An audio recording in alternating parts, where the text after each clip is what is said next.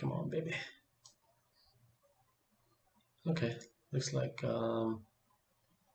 should be up and running again. There we go.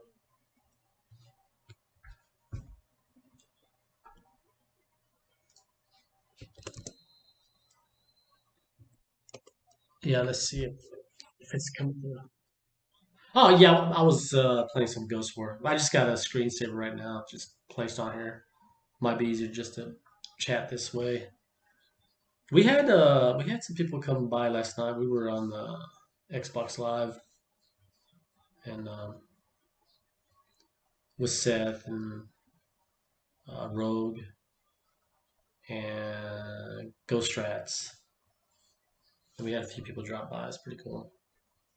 Mostly Future Soldier guys like Laura, Chewie. Can you hear it, Miss? Have you checked? Okay.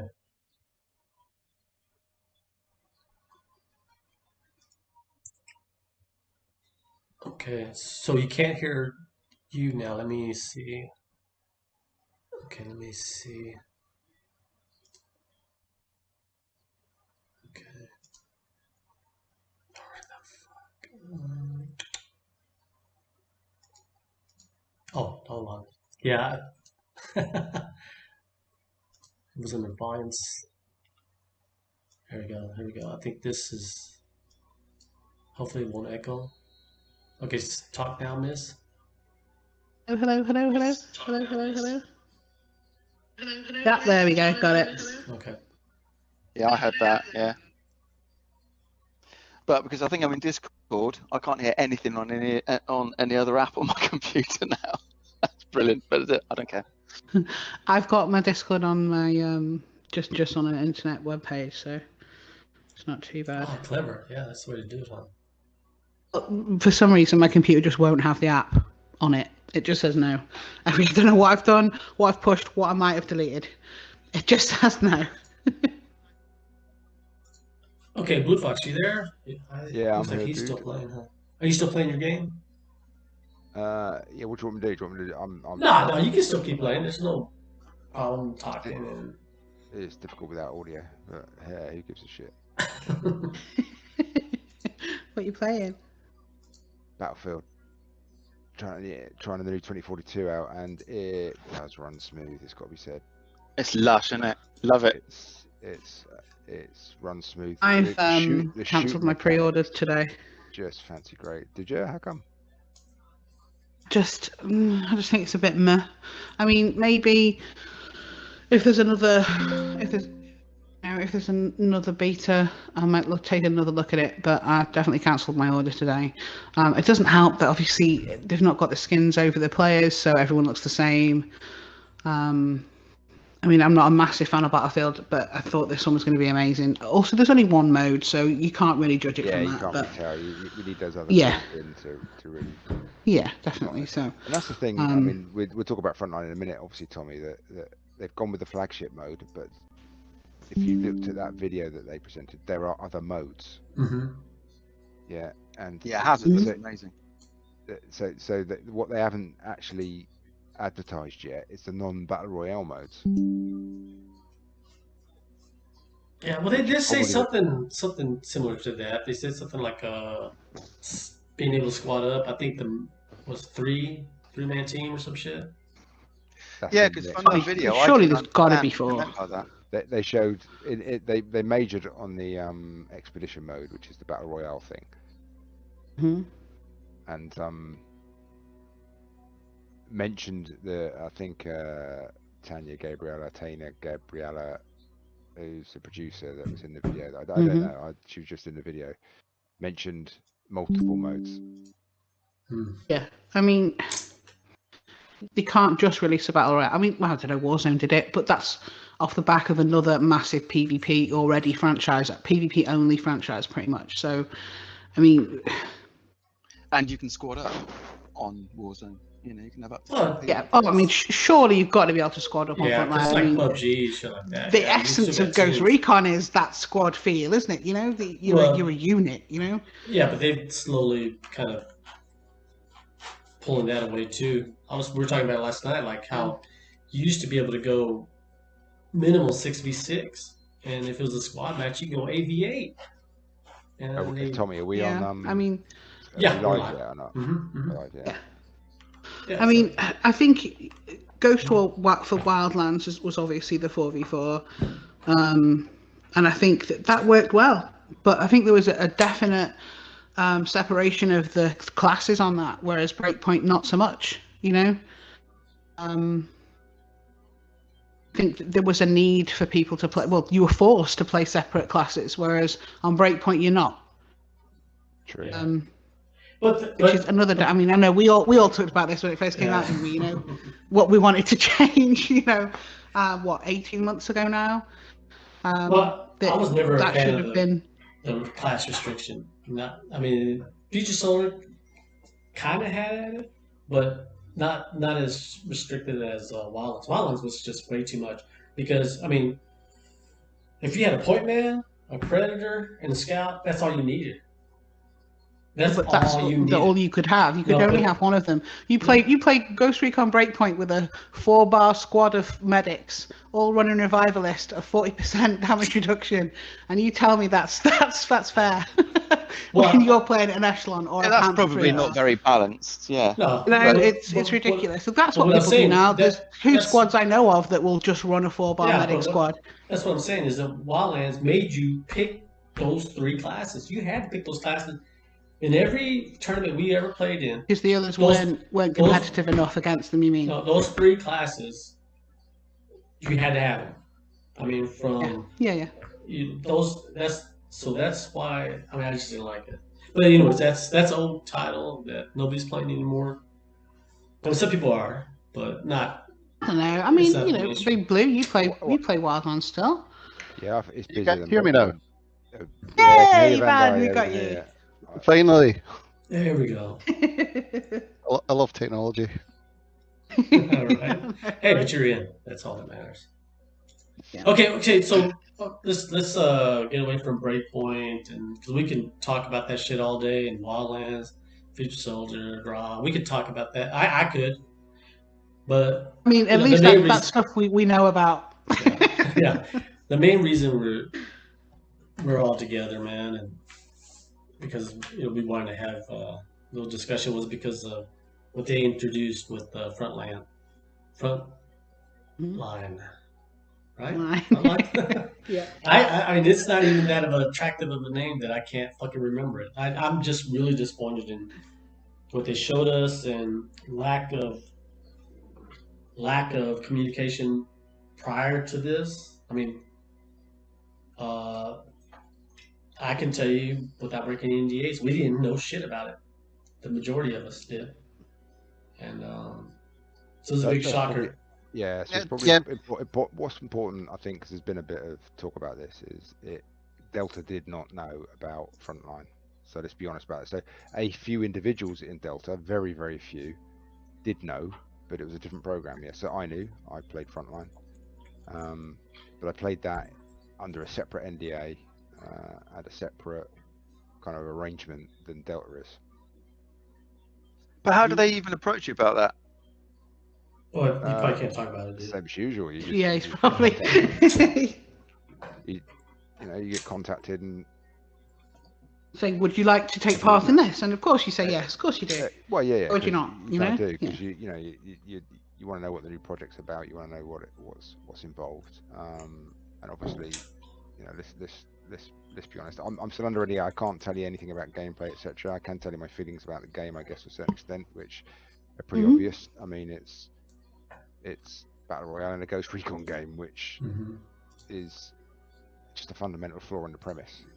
Because I mean, feel-wise, I would hope, from what I saw, and from someone that plays a lot, mainly PvP, from what I hope, it's more the sort of pace, not as quick as a Call of Duty, because you need to have those sort of moments where you can think tactically, not just run at someone's face like you do in Call of Duty, but not as slow as, say, Wildlands. Does the pace feel good? I didn't think Wildlands was slow. So It's See, well, yeah, I do. Pace is relative to, I guess, your expectations of a game, and for me, pace is all about the ability to communicate with your teammates and have a discussion. definitely. So, if we're trying to have this discussion, say at 90 miles an hour, it wouldn't be a very fruitful discussion. Yeah, if we're trying to communicate with each other and make decisions and think about what we're going to do next, then there's a certain amount of time you need to do that. And if the game pacing doesn't let you communicate, which is why I guess, you know, I know you love Breakpoint, Miss, but what I didn't like about it is it didn't give me time to adjust on the fly. I found it the pacing's very reactive, same as COD, but not as fast as COD, obviously. I can't discuss with my teammates what to do differently next. It's very much about very much. I think straight away this, and that's what I'm looking for in a tactical game. I'm looking for that ability to say to my teammates, look, hold, something's gone wrong, change, reset, do something different. Let's move left, let's move right. I go back to Wildlands. I mean, I loved Wildlands. I didn't have a problem with the pace at all. It's only from playing Breakpoint for a year that I go back to it and I'm like, oh my god, it feels like walking through mud. And it does. And it's not the game, it's the game mechanic of the because if you were to give every class the same movement that the assassin class had, then it would be closer to what the way Breakpoint plays. It's fast. Yeah.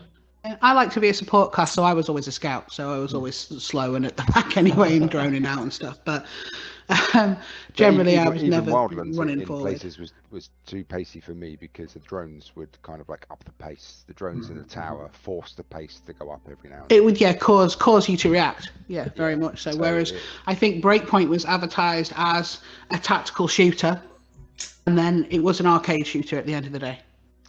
And that's why modes are important to me, because you know it's if you have a restaurant with one meal available, you know, you're going to get people that like that meal, and if they change the difference between an OBJ game like Sabotage and an Elimination.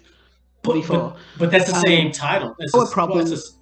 That's the problem is that, and I think we brought this up in Wildlands too. It's the same mode. You can get the same objective by just killing the other team.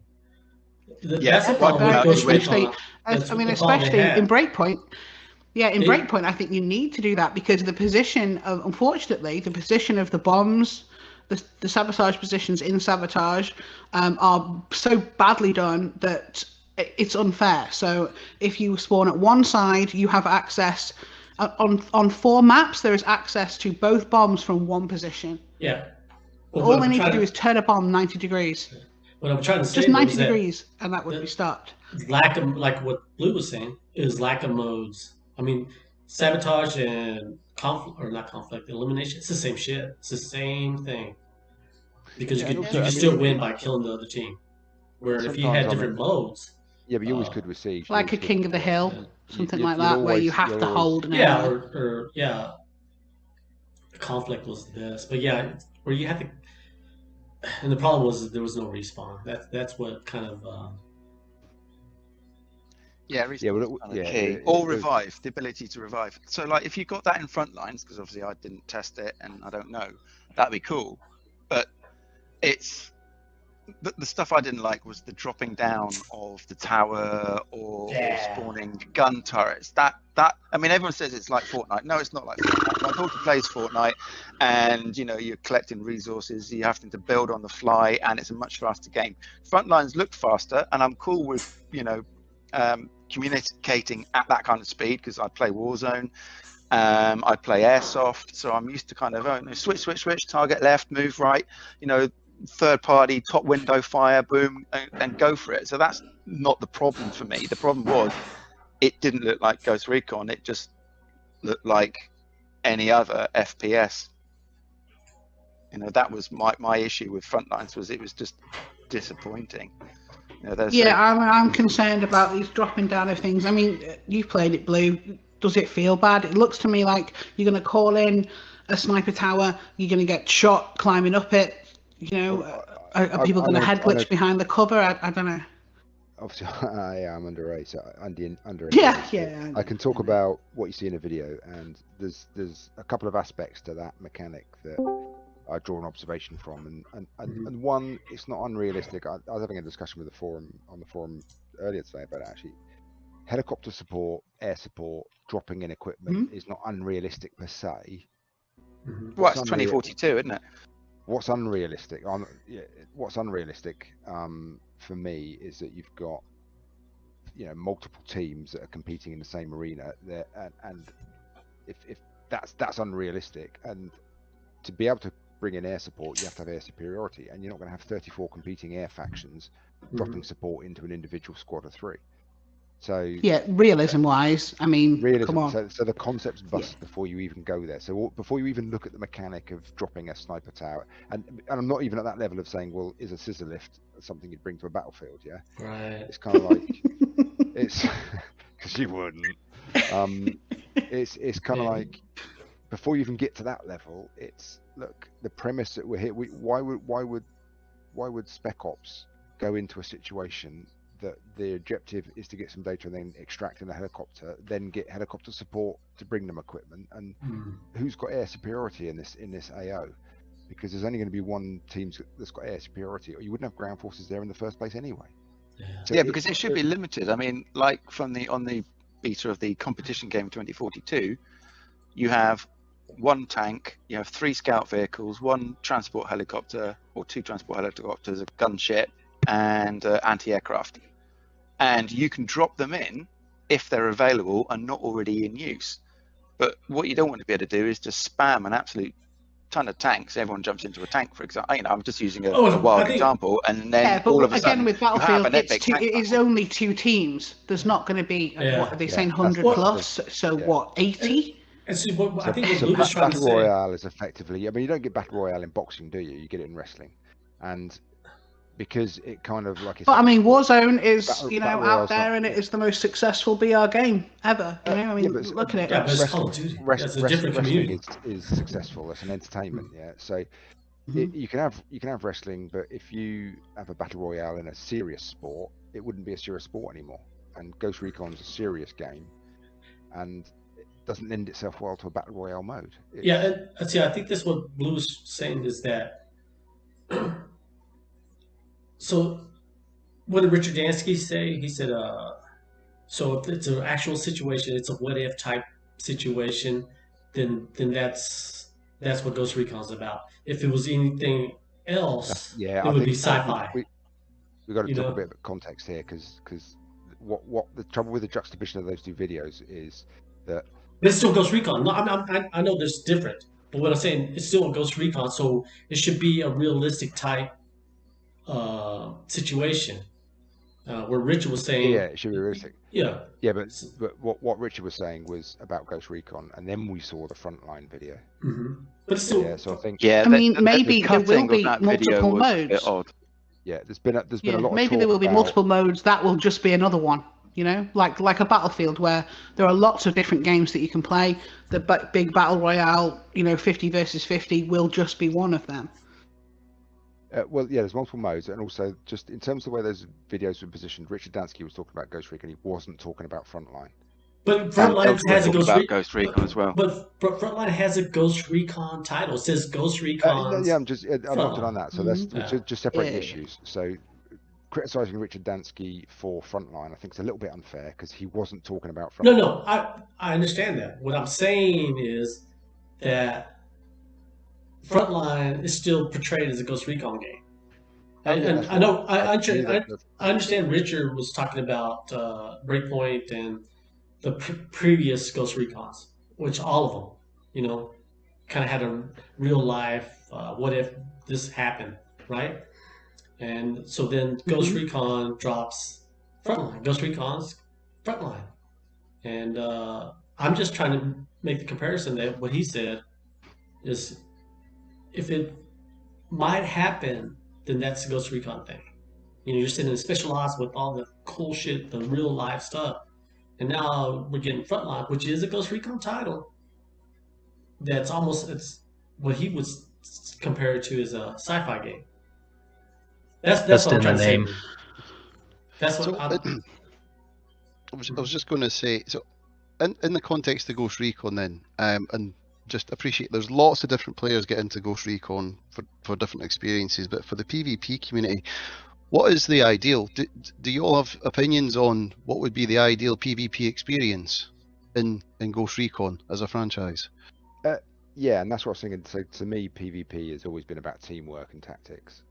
And would that suggest then that a given match, for example, if we use sort of match, how long would a match last? Are we talking larger maps, time to let the gameplay breathe, things like that? Yeah, but not to the armor extent. So Ghost Recon's always sat between COD and armor somewhere. Certainly for the PvP, probably for the PvE too. Although armor obviously doesn't have a campaign, but that sort of like what you're expecting. So a lot of people will talk about the accessibility of Ghost Recon as a tactical game. So it aspires to be realistic, authentic, if you like, but accessible, and not have the learning curve that some of the games that also have those features have. So it needs to be drop in, drop out. You need to be able to pick the game up quickly, learn the game quickly, enjoy it for what it is, because it is that game that sits in that middle ground. It's difficult to say what the best timing should be. So it gets back to that point I was making earlier about modes. You know, what's the best mode? Because different bits. I remember Sharpshooter and Siege used to be play completely different in GRAW. I mean, they were just so different. Right. And some people liked Sharpshooter and some people liked Capture Siege, the Flag. Or Capture the Flag, because they played differently and they were different games and were meant to be different games. But that was the best part. That was the best part, though. We had all those modes, so we could pick the one you wanted to go play. You weren't stuck to Ghost War. Just. Yeah. So I think the problem they're having at the moment is they're trying to advertise to, I mean, I'm not sure who, are they advertising to the Ghost Recon community who, PvP-wise, love the tactical squad element, the realism, the realistic gunplay, all of that stuff? Are they trying to advertise to those people who are disliking it very much by using the Ghost Recon title, or are they advertising it to the COD Warzone generation? Because at the moment they're trying to merge the two, and unless they bring in out some serious amount of different modes, different gameplay, and they have it perfect, they're going to lose on both counts. Well, exactly. Because neither community will play the game.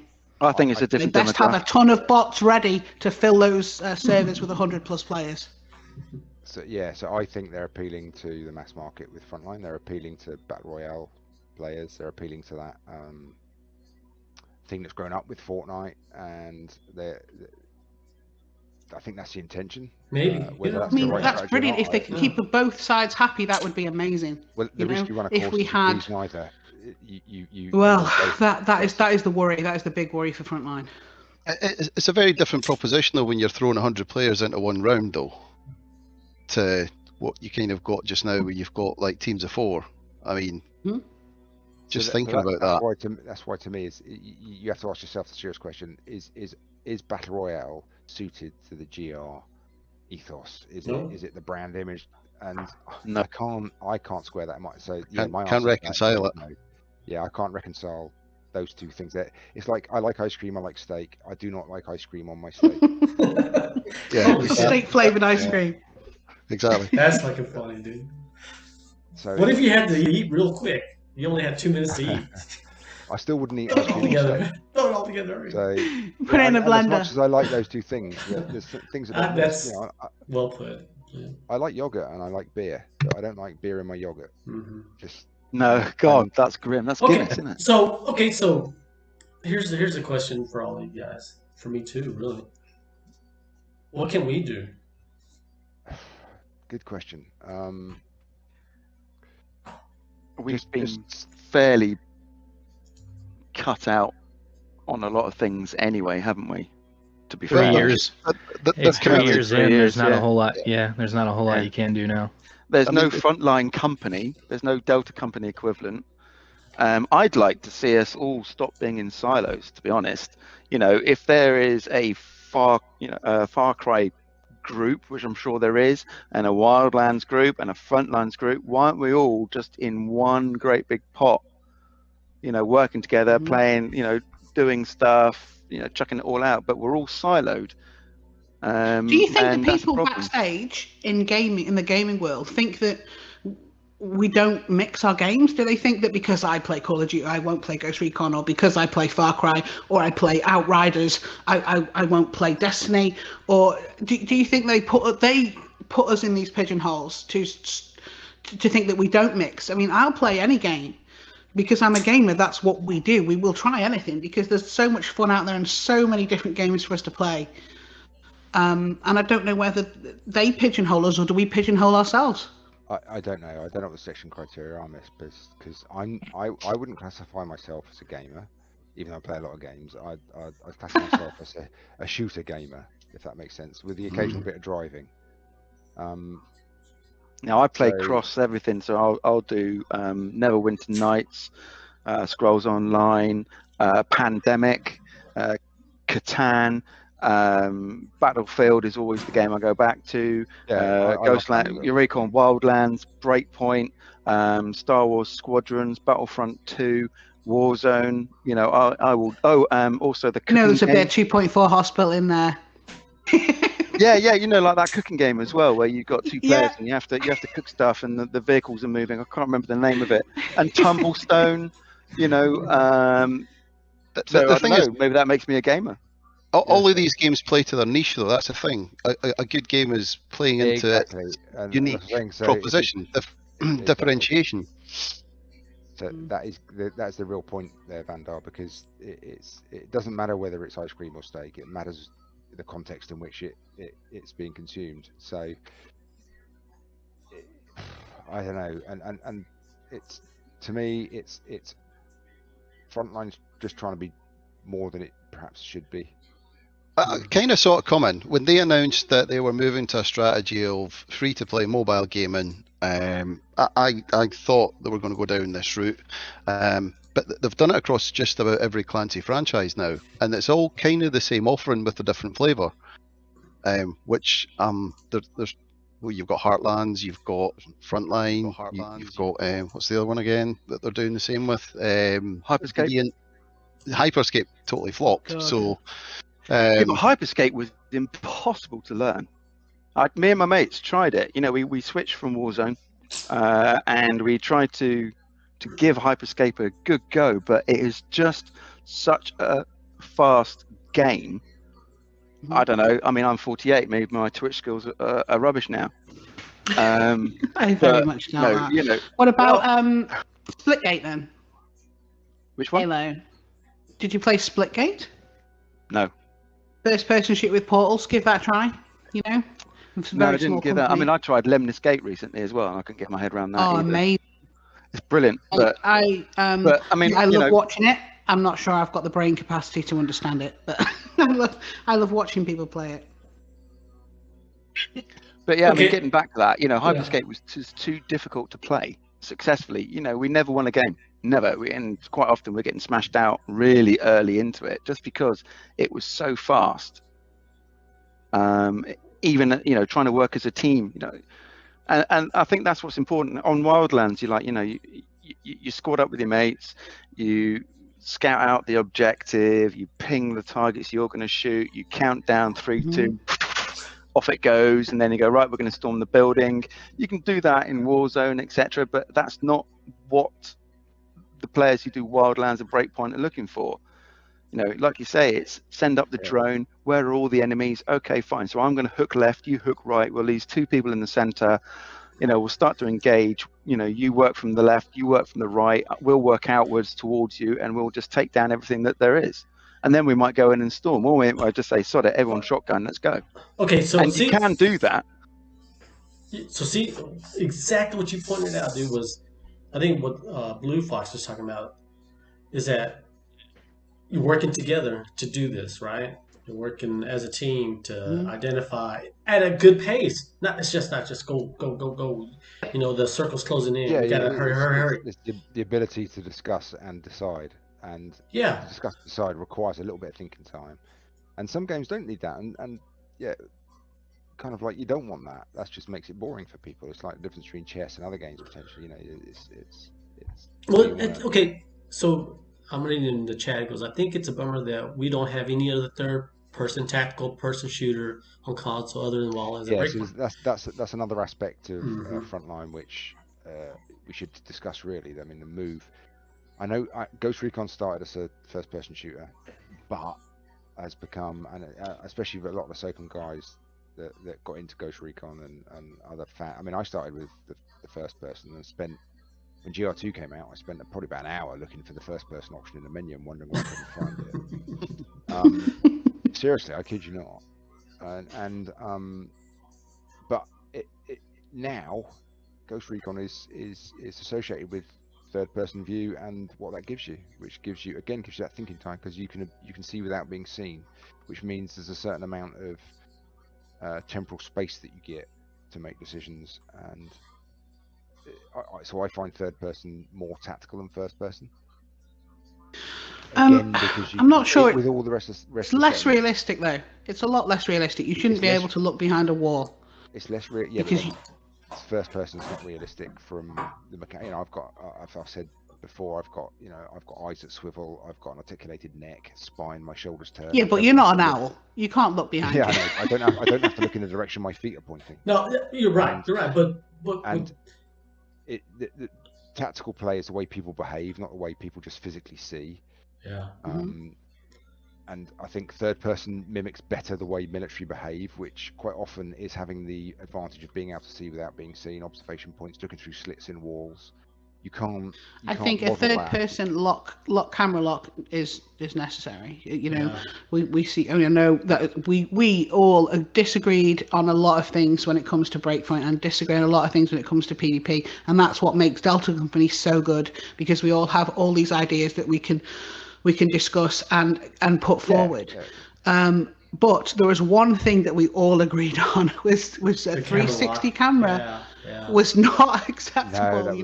I should not be able to run forward whilst looking behind me. That was something that we definitely all agreed on that should have been sorted a long time ago. That's the thing with Ghost Recon. It had that nick, just like SOCOM. It was a third-person shooter, forever. And there's a lot of first-person shooters out there. Not that many third-person shooters that's military-based and it's team tactical. That something that they kind of took that away with the Frontline. But hopefully, you know what? That's Frontline, Ubisoft Paris is still in charge of Breakpoint, and we don't know what else is in the works, So hopefully they're still working on something in the future. Well, if anything, if say Frontline is anything to go by, then there will be a PvE version, Ghost Recon game already in development for at least a year, won't there? Because it seems like there's, Frontline was developed for 3 years, wasn't it? Breakpoint came out 2 years ago. 2 years ago, November. So if we have that on a rolling 3-year cycle, then the next PvE game has been in development for a year. We know nothing about it. And we're siloed, so we are Breakpoint. So it looks like we'll have to. But you know what? That's good, though. Well, that's not good. But Blue Fox confirmed Lens 2 in chat the other day, right? Bringing this up. Bringing this up lets the team know that don't make that same mistake. With Wildlands, which was pretty successful, we were playing it a year before it was announced. Is that right, Blue? No, it was announced. So it was announced 2015, at E3 2015. We were playing it before then. Wow. That's where Tommy and I met, and not long before then, but we played Future Soldier, but we were playing Wildlands before the E3 reveal, and we're involved in how that shaped up to a certain extent as well, and that was 2 years before the game came out? Before the game came out, yeah. So we gave full input on what needed to get done or what we thought should be implemented in the game, and it was pretty successful. We didn't sugarcoat it either. We told them what we thought was wrong with it and what's right with it. Yeah, when was I mean, the first? that's our job. That's the right thing to do, definitely. When was the first closed test for Breakpoint? Wasn't that after it was announced? So Breakpoint. That was in like June or July. So I didn't know Breakpoint was even coming out. Mm-mm. Again, yeah. So it's just exactly the same with Frontline. So yeah, thing is, maybe are they? No, I mean, obviously it's a different studio, but they are doing this new Star Wars game as well. So is there a pause on Ghost Recon, and Paris is just keeping things going, or are they going to announce a Star Wars game, which is going to be huge? You know, it doesn't matter. It's Star Wars, and then a Ghost Recon game at a later stage, or do they want people in Ghost Recon to port over to the Star Wars game because it's got a Ghost Recon element? Well, So obviously it'd be like SWTOR, wouldn't it? Because Star Wars, you know, is a third person. Okay, it's an MMO and there's hardly any tactics. You just run around blasting stuff. But you know, that's Neverwinter Nights. You know, that's all of them. That was EA's version of Star Wars. I don't know. All I can tell you is that that's two different genres, two different audiences, two different reasons to play. They could be shooters the same, but what attracts Ghost Recon fans to Ghost Recon is the Ghost Recon fantasy, if you like, of that Spec Ops thing. So you can't put Ghost Recon in Yeah, I mean, I think I'm their not saying opinion's very clear. Yeah, I'm not saying they're putting Ghost Recon into the Star Wars thing, but at the same time, if they announced they were developing the Star Wars, they got the news and they announced it. Hey, big news, we're doing it. But which one are they gonna think is gonna have the most money?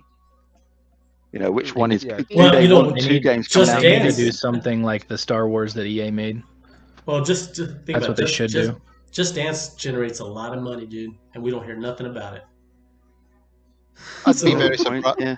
I'd be very surprised. Now we know what Tommy does in the week. I say, isn't Just Dance? Isn't that Ubisoft Paris too? That's yeah. That's their biggest game. I mean, I understand they're a big studio, but yeah, that's their most money game out of Paris. What's Red Storm doing right now? Division 3? Yeah. Heartland? I mean, Division 2's PvP is in a terrible state. It was from launch, as far as I'm concerned. I came from Division 1 PvP. My main worry is that, one, Ubisoft has announced that they will no longer be concentrating on AAA titles and will be making free-to-play games from here on in. They didn't say that. Okay. So that's how it's been interpreted. What they actually said was they were going to do it in addition. Yeah, they're doing both. Right. Okay. So there's more time actually for the AAA stuff, is kind of what I was. Yeah. They said because I when I read that first and saw it, I was like, what? They're switching to free play, and so no, when you read it carefully, you look at what they actually said. It was in addition. Okay, well that's all right then. And my second worry is that we've had no update for PvP on Breakpoint for over a year. That's the thing that I don't understand. Was the team moved? Go and do Frontline? Was Breakpoint, just forgotten? Well, if you look at it, Alex was the lead developer for Breakpoint's PvP. Actually, it was Lucien, and then Lucien got replaced, and Alex took over. And then you saw Alex obviously in the stream for Frontline. So we don't have anybody. Yeah, and that's annoying. I look back at the reports that I first did when the game came out for PvP, and there's lists on still bugler reports, lists on there that still haven't been fixed. You can still pop a syringe and it doesn't work. You can still run into an invisible wall. You can still go into R&D center and have a sound glitch so you can't hear the rest of the game. 2 years on, is anyone working on PvP for Breakpoint? I don't think so. Got to be not. But suggest not. I was always suggesting, hey, write up reports, because it worked for us back with Wildlands. So But the reports were written and nothing was changed, was it really, in the PvP aspect? I mean, I played the PvP not that much. I never seemed to experience. What I found odd was that people would be talking, oh, I'm getting this, and I'll be playing. I'm thinking, I'm not. Where's this problem? Because I'm not having the same problem that someone else is. Someone else would be like, I had to restart my Xbox 15 times, blah blah blah, and I'm just like, I was straight in. I got my headshot off. Yeah, 15 games the out. update that we had in February. The update that we had in February made the loading times on Ghost War over an hour at some points. Mm-hmm. Wow. I mean, thank God for the Ghost War community and those people that have stuck with us, because I've been running tournaments and stuff still. I don't know how they they hold on. Bless them. We're having no love at all. Thanks anyone listening out there for sticking with us, because what annoys me, because the game could be so good. There's so much potential, and I hope that continues on, and that someone picks it up and says, Ubisoft don't produce those numbers anymore. I don't think. I don't know how many on Xbox. No, Xbox. they don't. They stopped publishing those numbers a while back. I mean, obviously, I can only speak for the Xbox community, and I ran a Duos competition a while back. What was that? 6 weeks ago? 2 months ago now, Blue, and we had 32 players, 16 teams, which was mainly because of the way I ran it. But I could have probably got another. I could have probably done 20 teams, maybe more, but you've got to understand that there are people that want to get involved in stuff like that, and I try to run it as a friendly thing rather than a major competitive thing. So that wouldn't include those people that just want to play casually and don't think they're good enough to involve themselves in that, and those people who think they're too good to involve themselves in that, who have stopped playing the game now, So it's hard to judge. A lot of people left the game because they didn't have any love, Yeah. Go ahead. Sorry. Didn't mean to interrupt. I'm sorry. I'm just hoping that eventually somebody will lift up Breakpoint PvP. We've got this update coming in November. We've got a month. Personally, I doubt we'll see anything more on the PvP and Breakpoint. That's my personal opinion. Just putting 2 and 2 together and maybe getting to 5 there. I think the fact that Bucharest has been involved with Frontline, and that we haven't seen much love for Breakpoint really. Turn the Future Soldier servers back on. Turn the Future Soldier servers back on. Well, actually, they're still on until February. Do some updates or something to them. Oh no, are they out? No, because I got friends that still I don't play. know. I'm just. They're gone. They're gone now. I think they announced it. I had Laura was playing last night, so they had like re-release something to update them to like 2021. Yeah, remaster. It's dude, that PvP. Okay. Yeah, no conflict. Give me conflict, dude. Give me conflict. Give me conflict, man. So they might have conflict in Frontline. They might bring conflict into Frontline. We never know. You gotta have a respawn for that shit. But back to Frontline. What can we do, guys? Can we do anything? I mean, do you think we can do anything to help? You tell them what you think and hope they listen. I mean, I asked, I literally asked and basically got no response. I need to know. I still think the majority of the community would have let it slide more if it wasn't first person. Much as I agree. And I don't know, being 3 years into development, I mean, I don't know even if that's even an option to make it into that. But it's not anything that I saw anybody that wanted. But even if it would have been third person, they wouldn't have had this much outrage. Agreed. Probably it's not. People would have been like, "Yeah, I didn't really want that, but it's still a third-person tactical shooter. I'll give it a try." But the second they showed that first clip in first person, people were like, what is this? You can say fuck. I think their timing was well off as well. Doing it during the 20th anniversary was not the time to do that. No. Yeah. No, that was. And then I'm trying to remember what YouTube video it was. I think it was Devil Dog Gamer put a video out talking about it. Yeah.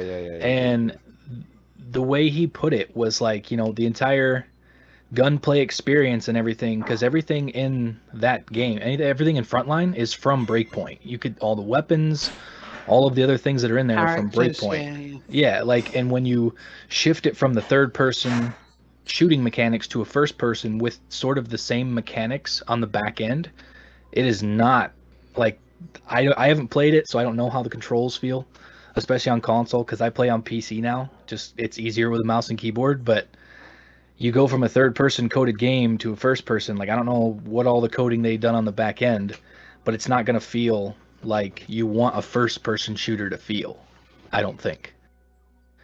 And that's going to turn off a lot of your first-person shooter, community already, and your third-person community from Ghost Recon's already pissed that it's like, what is this? So they didn't mention battle passes either. So all the cosmetics, and I mean, obviously it mentioned microtransactions, but is that it's free to play? Oh, actually, hang on. Is Rogue Company a third person? That just popped into my head. Yeah, I've said this before. If you take Rogue Company, if you take Rogue Company, you take the abilities and either take them out or make them more subtle military-wise, and then you put a military coat of paint on Rogue Company, there's your third-person military tactical shooter. Because Rogue Company is so fun. You would have to throw a little bit of maybe a cover system in it, because I don't think it has a cover system. There's a lot of corner peeking, but not much cover use. Yeah, but it's like that game plays so good. I mean, I made a couple videos on it, but it was too far out there with like the abilities and like some of the character skins. People were like, "Yo, what is this? What is this?" But it's like the core gameplay was there. It was definitely there. The way it worked, it was so good. Yeah. It's easy to pick up and put it down though as well. There's no grind. It's just pick it up, put it down. Some of the modes, they bring out modes like every couple of weeks. Like they did a dodgeball mode 2 weeks ago, which was amazing. Where one of your team died, you had to kill one of them to bring your team back in. Nice. It kind of gave me like the way the maps were. From a 1v4 to a 2v3 to back to a 1v4. It was just amazing. Really good makes play. It fun. The map design in that game too really kind of gave me Future Soldier multiplayer vibes. The way the maps were set up. But maybe that was just. I know that the guys that I played with on there, it was kind of taking a break from Call of Duty. All the guys that I played Call of Duty with, and it was like they are coming from a first-person game, and the first time they played it, like, this third person is actually really fun. I said, yeah, if you would have played Ghost Recon, like, Future Soldier PvP, you would have had this same amount of fun. So, like, and I've even mentioned before in videos with, Caliber?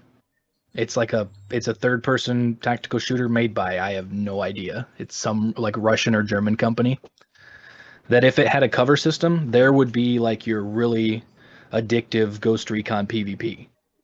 It's lacking a cover system. You've got the likes of Destiny, which is a first-person shooter when you think about it, but there's so much third-person in there that you almost forget that it's actually a first-person shooter, because every time you move, when every screenshot, every time you're not ADSing, you're in third person, you jump in, you can see everyone else's characters, but it is essentially a first-person shooter.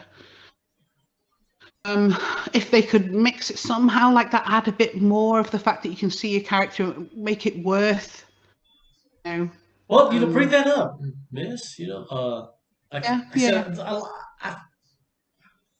I feel a lot I of can times feel the frustration in your voice. That's one of the big things with Ghost Recon right now too, is like the character customization. Everybody loves the character customization in Ghost Recon Wildlands and Ghost Recon Breakpoint, and then when they're like, "Oh, here's this new game," and it's like first person, I can see that completely my beret.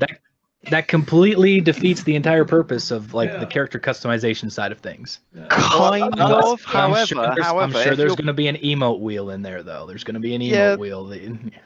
But at the same time, Warzone, you customize. So I always play the military ones. I like it. I like playing GSG-9. I like playing the British counter-terrorism police and everything else like that. My character matters to me what it looks like in Warzone, and the gun skins matter to me. Yeah. Even though I can't see them. But you can't see the way to play tactically in Warzone is for everyone to wear the same skin. Pro skin. Well, it doesn't matter what skin you're wearing, you all wear the same skin, because a load of other teams confuses the heck, because all other teams are mixed up. And when you see another team that's got 4 skins that are all the same, you're like, oh, okay, these guys are a little bit wiser than those people over there who are using Pink Tracer and whatever else like that. But that's the cool thing about Ghost Recon. I mean, when I create my character, that's me. That's my guy. Even when somebody else is playing against me, they're like, man, that's TK's. like third person view, I don't know. I find it easier to role play in third person for some reason because you can see your character, you can move your character. First person's fine, but to get the feel of actually being an operator, it's better to see that character move around, just as you would watch a film or something like that. Yeah, or move a figure on a table when you're playing D&D. Exactly. Yeah. It becomes more immersive, doesn't it? I think that's the way it does. Yeah. Strangely, yeah. Can you imagine a game like Last Dark Souls in first person? That would it wouldn't work. Yeah. The Last of Us too. You know, it's just like watching a movie. You get immersed into it because it's in third person. You're seeing everything that's going on. But see, there's a lot of people that would argue like the opposite fact of that too. Yeah, like you have your cinematic, like your Call of Duty campaigns, like that would not be a cinematic experience. I think if it was in third person. There's the way it's obviously the way you develop it though. That's because the running gun rails wouldn't work on third person. Can you imagine if you're stuck on a flipping car or you're having to run through that damn building? The building's collapsing. We've got to get away from the helicopter that's shooting at us. That kind of stuff drives me nuts. I'm not going to be jumping onto some car or a skidoo and going through the snow. Machine gunning left, machine gun right, machine gun behind. Oh, there's someone in front. What do I do? And you do that, and theirs is built. Theirs is built from the ground up to look cinematic in that first person. Yeah, exactly. But yeah, back to Frontline. Like, what can we do? If there's a way that they could even test it, like I don't even know if they would even allow that. Like, if there's a way that doesn't take a super crazy amount of development power to like, can we just test this in a third person? Well, I mean, if they're trying to bring the game what did they use for an engine? As a competitive game that people are going to run competitions on, it's going to have to be a first-person shooter. The only game that's a third-person shooter that people run serious competitions on is Fortnite. Everything else, I mean, even PUBG, it's a third-person or first-person. All the comps are run in first-person. I don't know if that's what they're aiming for, but that's not what Ghost Recon is. No. They should just put the option in. I mean, in this day and age, most games you can flip between first Battle. Look at PUBG. Yeah, Battlefront does that too. Well, this is the thing. Ghost Recon used to have that. So up until Future Soldier. That's right. First person and third person views. Yeah, I used to play first person in Graw, from what I remember. You just separated the lobbies up. It was a simple system. Yeah, it was show. It worked. You can't mix it because it's unfair, isn't it? And I feel like at this point they did say that there's multiple game modes in Frontline, and then if you had to differentiate it by first person, third person, and it doesn't take off, you're going to dilute the player base in every individual mode so much that it's not going to go. So they'll have to drop it from 100 players to 18 players. Well, that's I still like is 100 happy players. Better than 200. I think they'd rather have 1,000 paying players, but I think they should bring back 4-person local split. I just love that. Split screen like Halo. Because in Graw you had 4 people. You're all sat in the lounge. You're sharing pizza, beers. You're just talking. There were sometimes 6 of us in the room, and when one of us died, we'd just toss the controller, and the next person would be jumping in on that respawn. I've been on holiday and taken 2 Xboxes and had it in 2 different chalets, hotel chalet things. We've been playing versus against each other with cables through windows, on the old Xboxes back in the day. I think it was Graw 2. Give me some pistols only, capture the flag on headquarters. Yeah, that was fun, dude. Just and that's the thing too, is you think back to how the PvP worked in those games. Yeah. You had to host the lobby. Now. You had to bring everybody in, and then the host had to start the game. But I mean, the shit they have now. I mean, that's so easy. That could be so easy for them, dude. I just don't get it. I still don't understand why we don't have a Future Soldier style PvP, like a 6v6 tactical with, and then with a conflict mode, which. Even what was the other one? Was it the search and destroy style mode in that? Wasn't it called Siege? There was Siege. There was the Rainbow Six devs just stole the game mode from Future Soldier and built an entire game around it, and even named it as the same as the game mode. Hey, Blue Fox, what was that one where if you kill everybody on the team, or if you kill somebody, you can pull somebody out of they can respawn. Stockade. Blockade on from Sony. Yeah, Jesus. that was a good mode. That was interesting. God. So I mean, That kind of sounds like the dodgeball mode that the Adventure was it talking does sound about. like dodgeball in Rogue Company. I think what we need to do is, I know the Ghost Recon community are angry with us. We know they're angry with Delta. Sorry, I'm trying to wrap us up. I'm trying to wrap us up. I think what we need to do is try to explain that we didn't know about Frontline. We will try and help as much as we can. We'll put all these ideas that we've all got, and even though we're not involved, we will throw them at them as much as we can for the Ghost Recon community. That's all we can do. And that the videos of the Ghost Recon players put into that release, or the way they were put in, wasn't really the way that we thought we were feeding in. Yeah, we thought we were talking about like Ghost Recon. I got it looks like we're part of this, and it looks like we supported it, but we were not told. I mean, I didn't put a video in because I'm a writer, and so apart from the comic that was made and then was animated by Ubisoft, I haven't got as much eyes on as other people have, because my venue, I'm only able to share through the forum, share what I did. So kind of, that did it. So I didn't do the video. But when I saw the videos before that announcement, I was like, ow. Yeah, the new game announcement should have been completely separate, and they should have dedicated half an hour to an hour to the 20th anniversary, going through all the old titles. Real quick, what's final words from Blue Fox before he's got to bounce? Yeah, I just say if they give me a free t-shirt, I'll say Ghost Recon Rabbids, best game ever. No, I just want to say to the community, look, come on, we're Ghost Recon fans. We're the same as you. We want a Ghost Recon game. We recognise that Frontline has got some serious issues with its premise for being a Ghost Recon when it's Battle Royale. The only positive I can take out of this week about it, really, and obviously I had some insight and I had some advance warning of what was going to happen, and I kind of expected the reaction that's been, because it's similar to mine. The only bright spot on the horizon really for me is the comment that there are other modes. So obviously they've advertised what they'd call the flagship mode, and that being a battle royale, because that will appeal to non-Ghost Recon fans. What I hope is that those modes will be enough to satisfy Ghost Recon fans, but what I'm scared of is that you've got actually two mutually exclusive aims in the same game.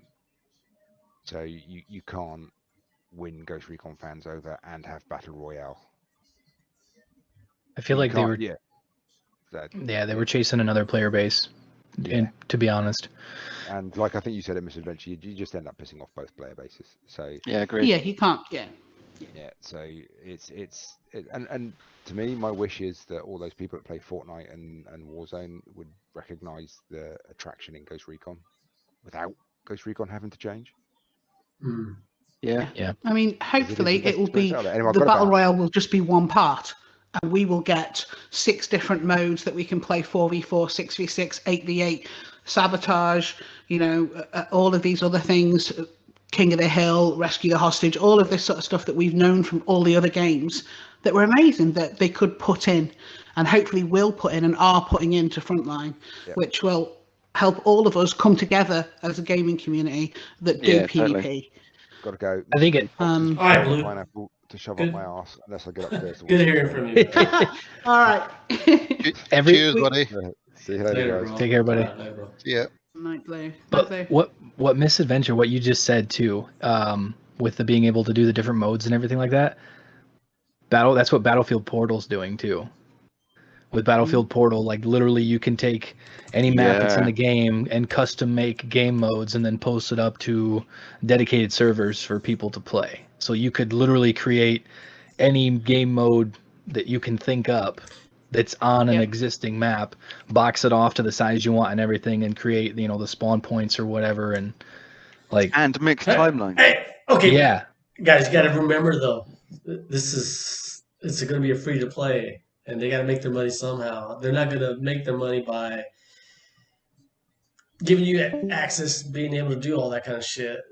You got to. They're going to make money by shoving microtransactions. Yeah, you got to look at the current free to play games. Especially the first person shooter ones. What are they doing to make money? How are they going about it? Like I said, dude, I really want this game to attract Ghost Recon fans, but it's at the current what we saw and what they're introduced. No way, dude.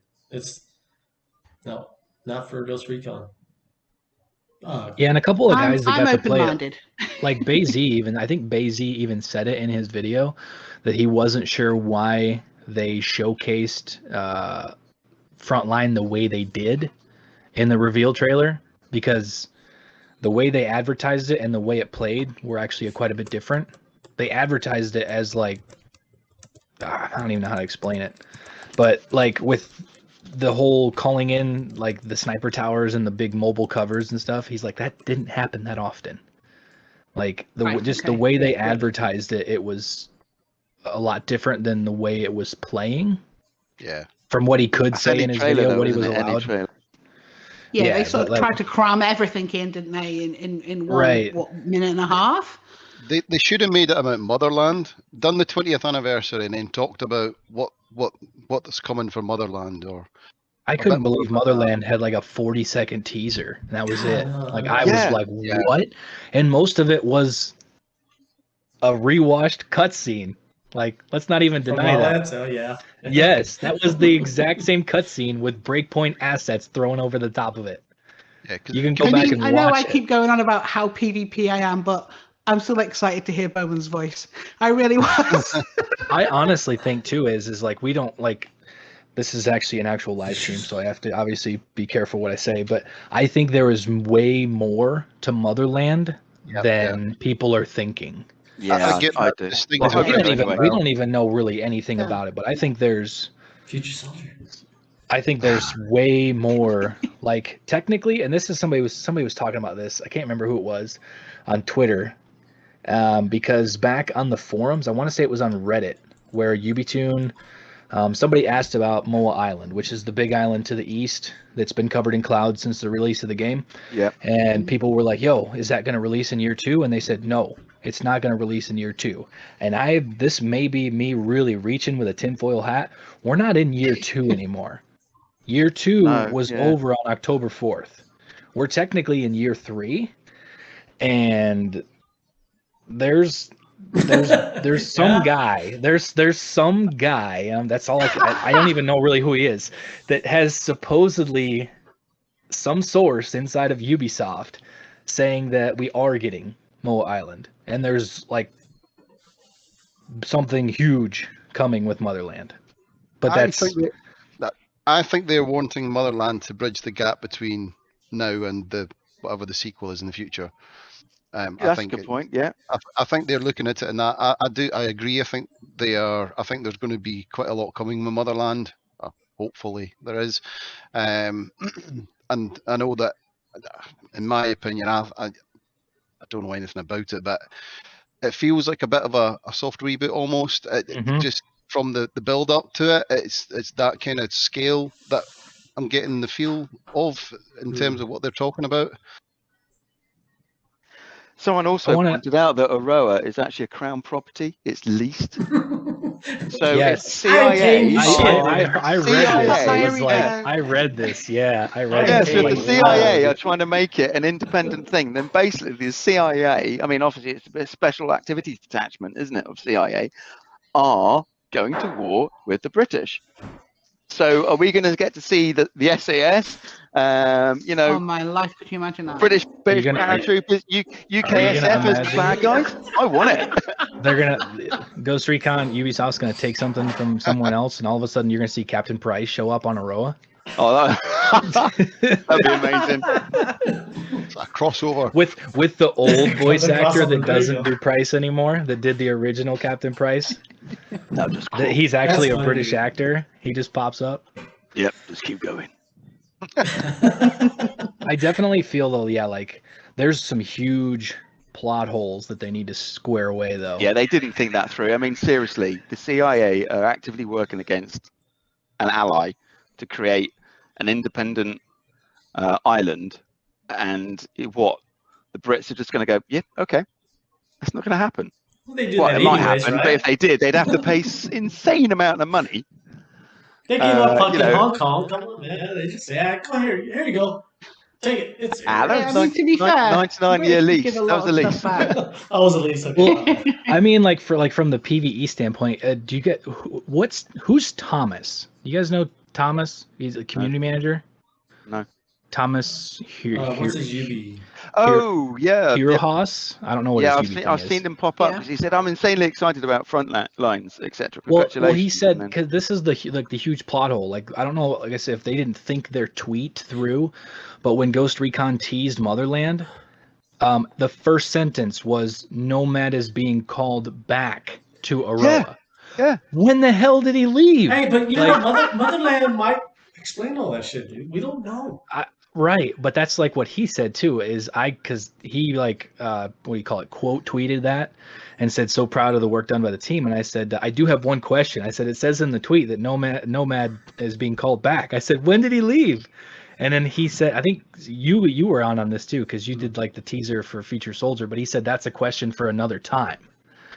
But like and Dare Media might be involved as well. Someone said, "Oh, is Dare Media going to be doing a That was a short me. film?" That was you, was it? Yeah. Yeah, because one of the persons that liked it was this Dare Media Productions that he has like a full, I don't know if it's him or somebody that works with him that literally looks like Nomad.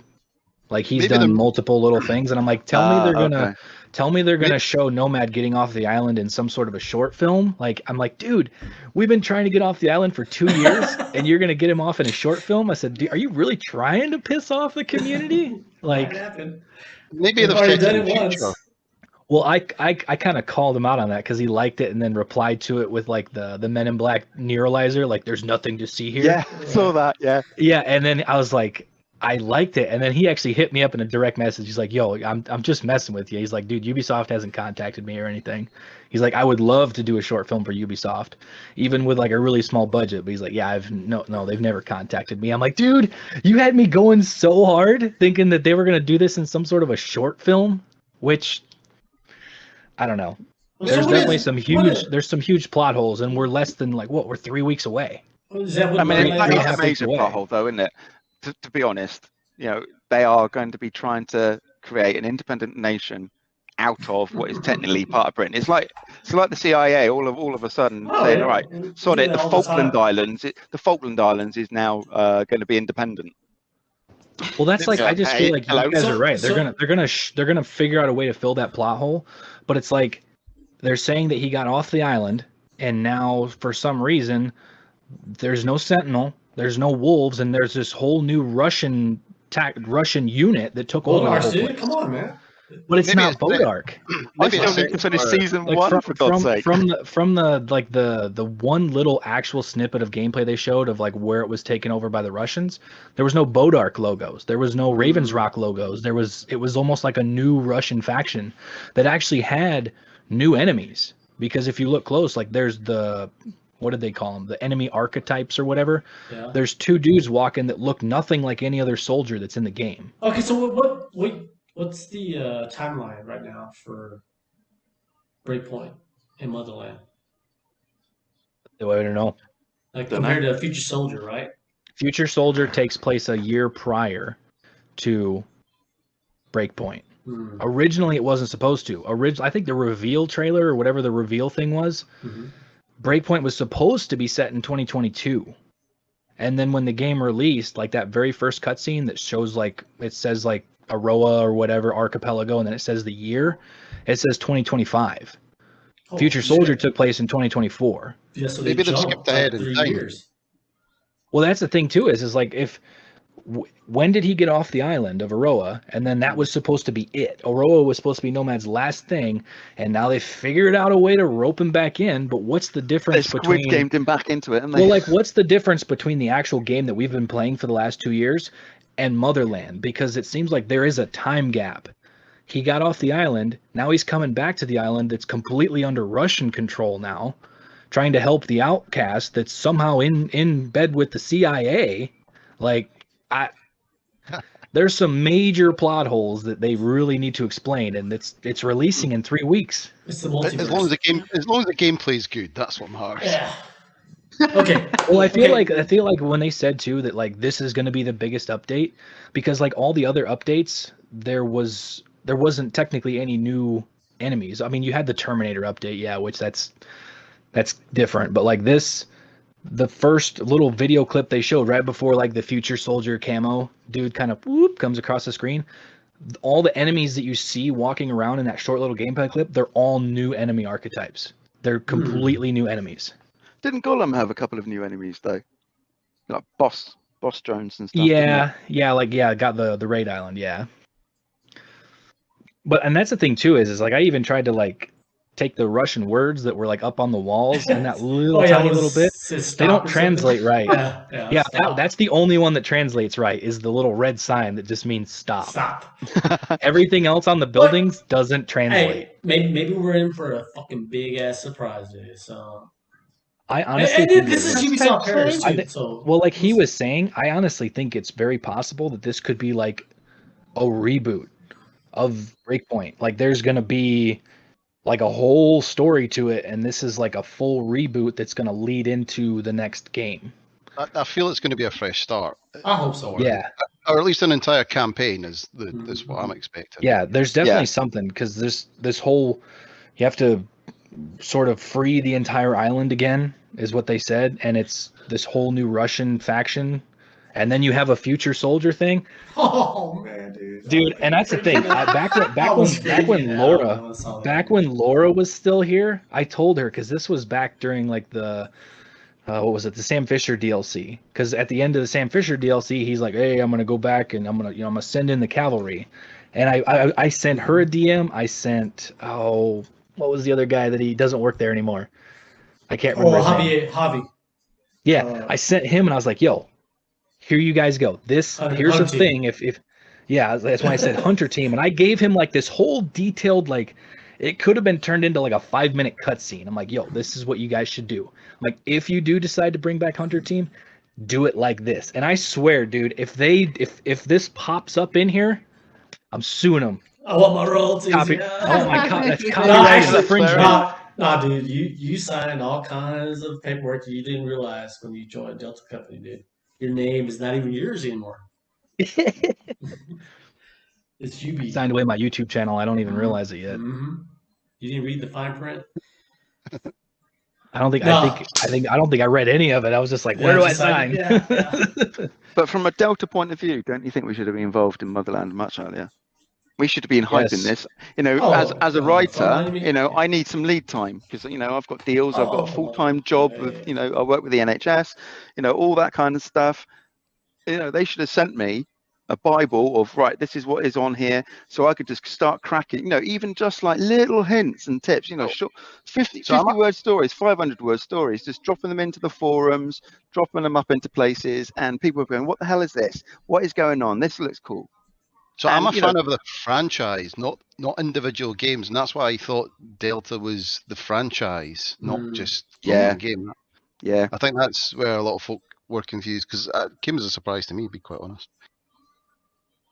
Yeah. But with so November 2nd, is it for Motherland? It's basically 3 weeks. 3 weeks from this coming Tuesday. Wow. Excellent. Okay, 3 weeks on Tuesday. So I'm taking everything time off crossed of work. for some awesome stuff. Quite excited. Awesome stuff coming. Yeah, it should be good. Yep. Okay, we can all agree that Motherland is going to be badass. That little active camo thing, man. I want to know what that's about. I even talked about it in my video. I said, I swear, it better not be like Nomad in a suit. I hope it's you Pepper. You better be, yeah, dude. It better be Pepper, man. It better not just be, and I said this too. I'm like, it better not be just Kozak again. And like, if you decided to bring back somebody from Hunter Team, it better not just be Kozak again. Like, where's Pepper? Where's 30K? At this point in the timeline. If they do, I mean, I don't know. I don't know if they'll do their due diligence, but technically at this point in the timeline, Ferguson isn't Ghost lead of Hunter Team anymore. If they go by the actual timeline, it's Ross. Like, I don't know how many of you guys are like super. If you guys are super nerds into like the lore, like I am. Nope. Like, yeah. Nope. Did you guys play? Did you guys play the Future Soldier campaign? Oh yeah. So after the events of Future that's Soldier, you and ITK. That's you and ITK. yeah, after the events of Future Soldier, like Ghost lead for Hunter Team, basically he doesn't technically retire, but pretty close to it. He was close with And his then- son, man. He wanted to be Yeah, with his and son, then dude. I can't remember his first name; it's just escaping me. But Ross takes over Hunter Team, and he's the new Ghost lead for Hunter Team, which is in the book Choke Point, Ghost Recon Choke Point. It's basically following the events right after Future Soldier, which technically would be taking place almost at the exact same time as Breakpoint. So if they do bring back Hunter Team, they need to do it right. They need to technically have it be led by Ross. Hey, Juan, okay, But- think about it like this, dude. The whole campaign for Future Soldier had to deal with Russia, man, too. So I mean, That's what somebody else said too. So it's not just Bodark. I mean, Bodark's sort of the special ops, Right. But it had to do with somebody on the inside working with the Russians, dude. Oh man. Yeah, I just put a picture in Discord too. Those are the two soldiers. If you look closely, the dude on the right is like a new heavy that doesn't have the big chain gun. He's got an AR, and then the dude on the left looks kind of like a normal soldier. Like that was the one complaint so many people had about Sentinel. You had these dudes walking around with just like hats on and no armor, no nothing, just look like civilians almost. Like that dude looks like a military guy. He looks like a Wagner. He is, dude. I wonder if there'll be Wagner. Like that dude on the right, like that's like there's like a full clear blast shield with a blast helmet on and like the whole flak armor and everything like the heavies have, except he doesn't have a giant slow chain gun. He's got like an AR. So, and I don't know if that's just cosmetics that they changed and the whole way the AI works is just going to be, I don't know, but I like it. Mm-hmm. Yeah, it's good. Right, I'm going to leave you guys to nerd out. And Yeah, I'm calling gonna it a get night you guys into, man. I think they need probably they need if they're going to bring any like Future Soldier lore into this, they needed to make a phone call. Like I like, come on, man. Like I like Future Soldier was like back when I was like, that was what 2012. Oh yeah. Yeah, that was in my younger no responsibility days. But like, God, I know you're going to call them out if they get this wrong. Oh yeah. I know so much about the lore that like I'm at this point, like the current devs, I might even know more about the lore than the current devs, which doesn't really. We talked to somebody on there and maybe, like, hey, I'm a super nerd with the Ghost Recon lore. Maybe not Good the for devs, you. maybe the CMs. So we need to do this again maybe a week before if there's any more news. Hopefully there will be. Or try to get it around release date, don't we? Yeah. It was They great. definitely need to hype this up a little more. Yeah, it was rather great. than like a 30-second teaser. It was, you know what? We need to do this next time too, like you were saying, but bring in Juan Solo like 30 minutes before we're gonna quit because we were talking about Frontline, and then all of a sudden we're talking about Motherland. So yeah, awesome. I feel like Motherland in that 20th anniversary, Motherland should have been a bigger focus. The time slot should have been flipped. Frontline should have had a 45-second teaser, and Motherland should have had the 2-minute like full. You're right, dude. But that's what everyone's waiting for. Yeah. Everybody that's a Ghost Recon fan that wants Ghost Recon, not whatever you would classify Frontline as, they didn't show anything. Right, The only thing they gave us. Thanks everyone for hanging out. Thanks for talking about it. Yeah. I'll leave you guys to it. Good night. Bye bye. Later. Yeah. Just the fact that they tease an optical camo. They give you a little bit of a weird plot that has many holes, and then they say November 2nd. That's all we got. In terms of timeline, then, you think this is happening at the same time as the Future Soldier plot? Technically, it's after. Yeah, a couple of years, but they changed it though, man. Because I know Future Soldier was still after when Breakpoint initially was announced. I have a hold on, let me open this thing up. I have a file on my computer. It's got a file. Okay, so 2024. Internal security has been entrusted private military corporation Sentinel. So Sentinel becomes the military thing of Aroa in early 2024. Same year is when Ghost Recon is reinstituted as a group for specialized tactics, and that's when. Wait a minute. Okay, so yeah, 2024 is when Andrew Ross leads Ghost Team to rescue somebody, which is it doesn't have anything to do with Future Soldier. But in March of 2024 is when Predator gets killed in Nicaragua at the start of Future Soldier. That's March of 2024. Oh, that's. And then April, which is like these are missions that are in Future Soldiers. So Noble Tempest is in April of 2024. Tiger Dust and Silent Talon, those are in April. Some of the other Valiant Hammer, which I think was really close to the end of Future Soldier, was in July. And then 2025, naval cargo ship USSA sinks near the Aroa Archipelago. 32 ghosts are sent into the island aboard the USS Wasp. That's in 2025. So that happens roughly 8 months after the events of Future Soldier campaign. Just okay. So, and we're right now currently for Breakpoint. Well, with that's what we don't know, because when does Motherland take place? Because in their eyes, Nomad already left the island and he's coming back. So is this in like 2026? You know. But the other plot hole with that, I'm pretty sure in the cutscene he's still wearing his ripped up clothes. Like, did he not get back to the Wasp and get a new T-shirt? Like, he did, dude. Like, did you have time, man? He's fucking man in demand. And that's the other thing too, is any super, like, I'm sure I've explored pretty much all of Breakpoint, but in that cutscene where the helicopter lands, outside of that, wherever the outcasts are with the bridge and everything, where is that? Dude, is that a new location? You paying is way too much attention, dude.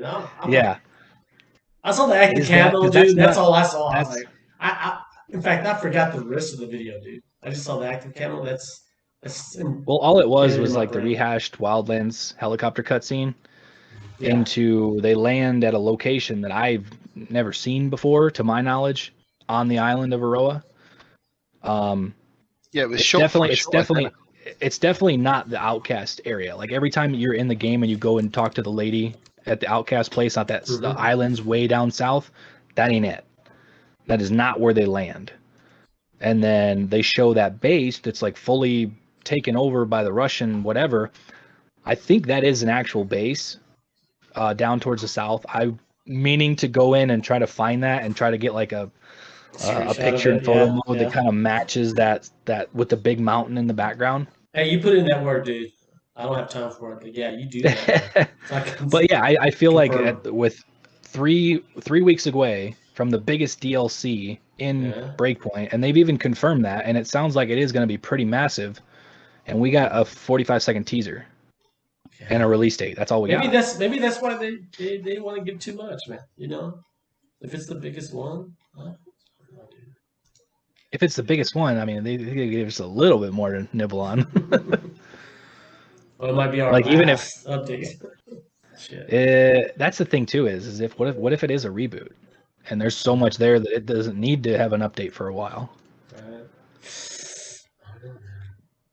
Okay, let's close this up, man.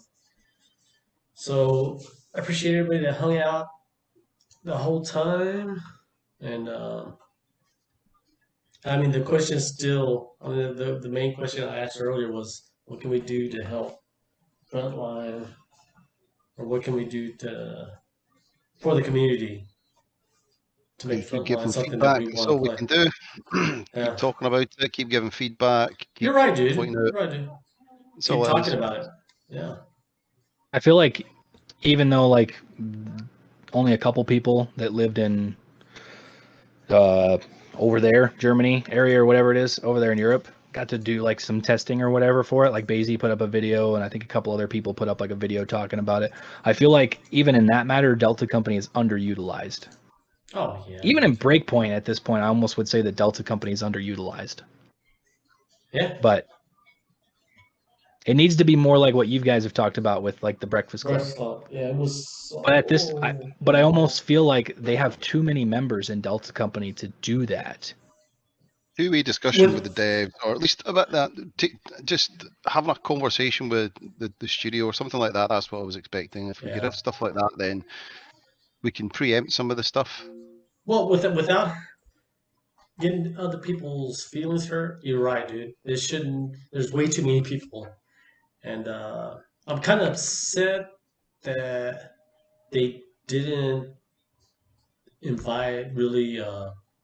I'm not breaking NDAs, right? Invite the PvP division guys for Frontline. I don't know how they did. I don't know how they did the selection. What I don't understand is, I don't even know, like, technically if.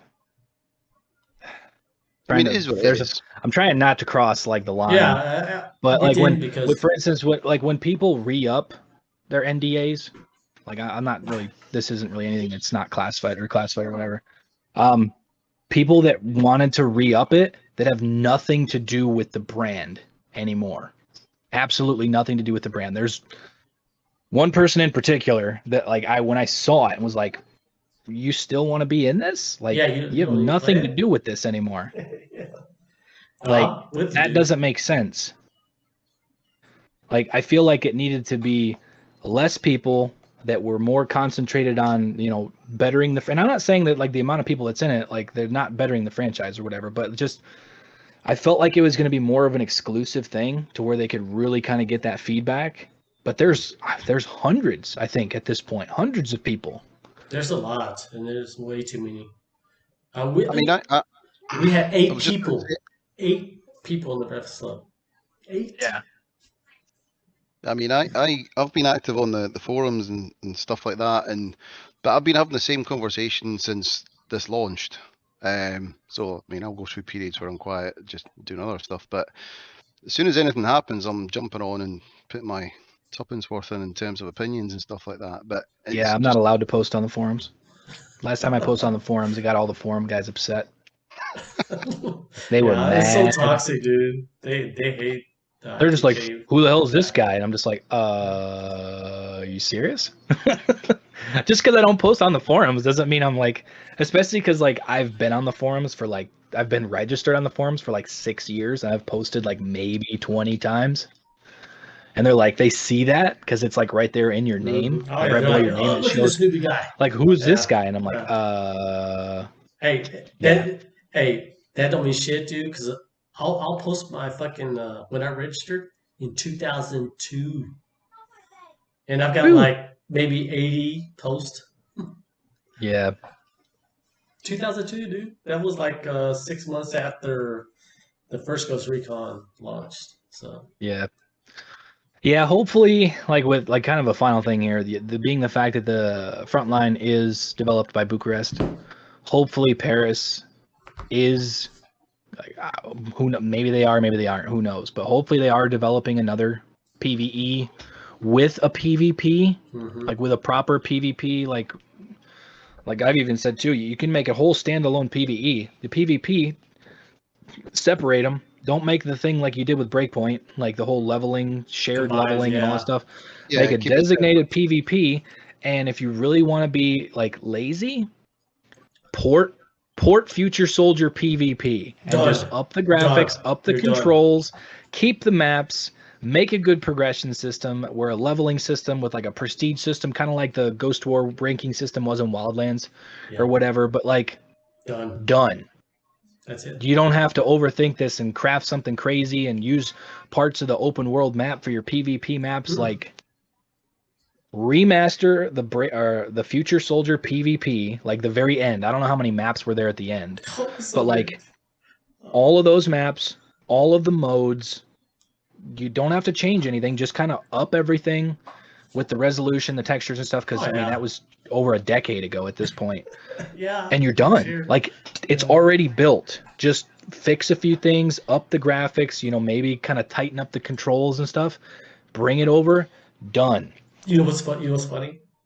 Is the creative director was the lead for Future Soldier. The current creative director for Breakpoint, Eric.